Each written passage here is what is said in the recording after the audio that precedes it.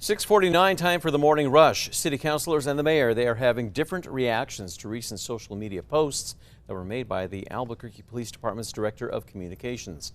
Last night, a number of city councilors spoke about what the consequences for APD. Spokesperson Gilbert Gallegos' actions will be moving forward. Meanwhile, a spokesperson for the mayor's office says the tweets were justifiable. Albuquerque City Council has decided not to move forward with a bill that would have impacted the number of short-term rentals in certain parts of the metro.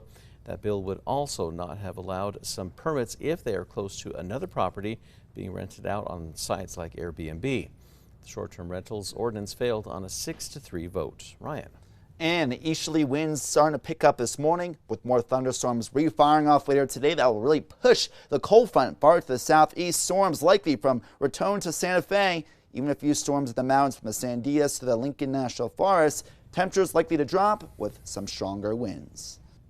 Well, the plaintiffs behind a landmark lawsuit that found the state of New Mexico violated students' constitutional right was to receive a sufficient education are now demanding that the state take immediate action to correct its failures.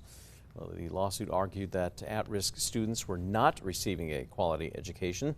The court agreed with the plaintiffs and ruled that the public education department had to create a plan to correct those shortcomings.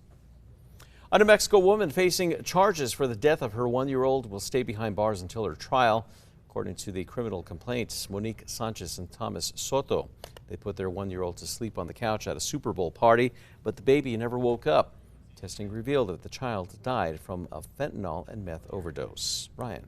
Thunderstorms likely later today. Now near Albuquerque, even if it doesn't rain, what we'll likely see will be the drop in temperatures in the pickup of winds.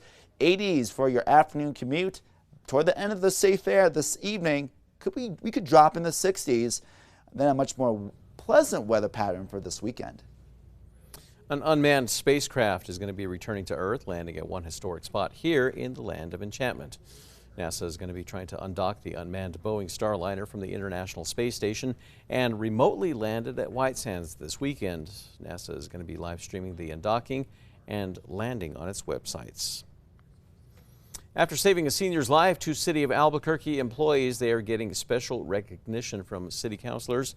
66-year-old Kim Sears was having trouble breathing as a clot quickly stopped blood flow to his heart. Center's manager took action and started chest compressions while another employee called 911. Sears was at last night's city council meeting and expected to make a full recovery. Ryan. And taking a look at traffic right now, we're seeing mostly some of the traffic surrounding the Big I, some slowdowns along I-25. Here's a live look at the Big I, increase in volume, a little bit slow out there, so make sure you guys have alternate routes in place. Otherwise, smooth sailing across the board for most areas. A tradition going back more than a decade is in full swing in one Michigan town. The Buchanan Scarecrow Charities, it's back with its annual Scarecrow event that has been going on now for more than 15 years. Every January, that project begins and each scarecrow is sold. All the profits go to charity or to local schools and sports teams.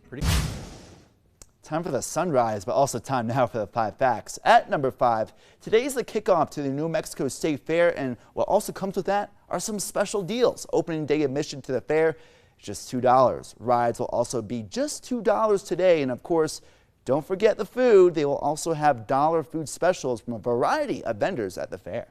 At number 4, after saving a senior's life, 2 City of Albuquerque employees, they're getting special recognition from city councilors. Last month at the Palo Duro Senior Center near Comanche and San Mateo, 66-year-old Kim Sears was having trouble breathing as a clot quickly stopped blood flow to his heart. That's when the center's manager, David Good, took action and started chest compressions, while another employee, Manuel Ibuado, called 911. And at number 3, more storms today and likely a drop in temperatures. Flood watches for the Sangre de Cristo Mountains to the Lincoln National Forest, including Las Vegas, Mora, Ruidoso.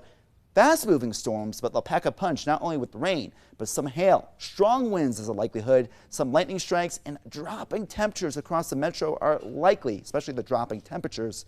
And then improving weather conditions for your weekend. At number 2, nearly 2 months after a judge dismissed the case against actor Alec Baldwin, prosecutors are hoping to have the manslaughter charges reinstated.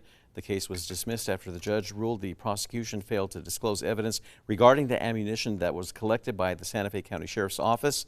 But prosecutors claimed that if the defense knew about the ammo before the trial, there was no violation of Baldwin's due process rights.